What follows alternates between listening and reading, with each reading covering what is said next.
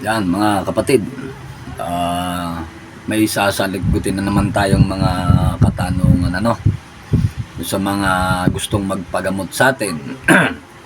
Yan. Para dun sa mga nagtatanong po at mga gustong magpagamot, ito po yung katanungan nila kung magkano daw ang bayad sa akin sa gamutan, no?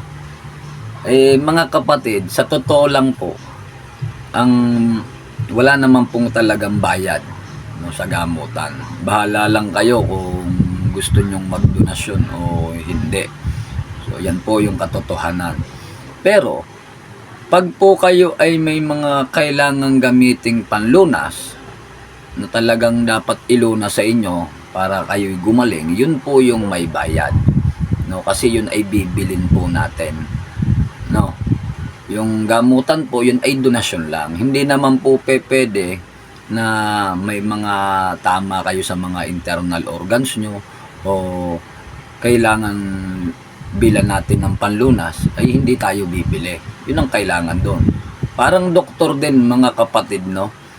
Check up kayo, re-resitahan kayo ng gamot, kailangan yung bilhin yun. Diba?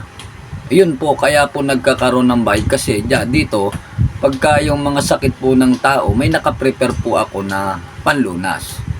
No, kasi hanap pa tayo sa iba o maghahagilap pa tayo. No, kaya po nagkakaroon nyo ng binabayaran dahil iyon ay binibili ko din po. Alangan naman ako na po yung gagamot sa inyo, ako pa yung bibili ng panlunas nyo. Diba?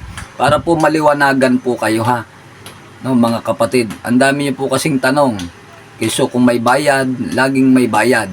Pagka po sa doktor, hindi nyo kayang itanong kung magkano yung babayaran nyo. No? Basta kung anong gawin sa inyo, yun ay babayaran ninyo. No? Kaya sinasabi ko nun sa inyo mga kapatid, wala pong bayad ang panggagamot ko. Panggagamot po, no? Yan ay donasyon lang. Pero kung may mga kailangan ilunas, yun po ang may bayad. Ano po?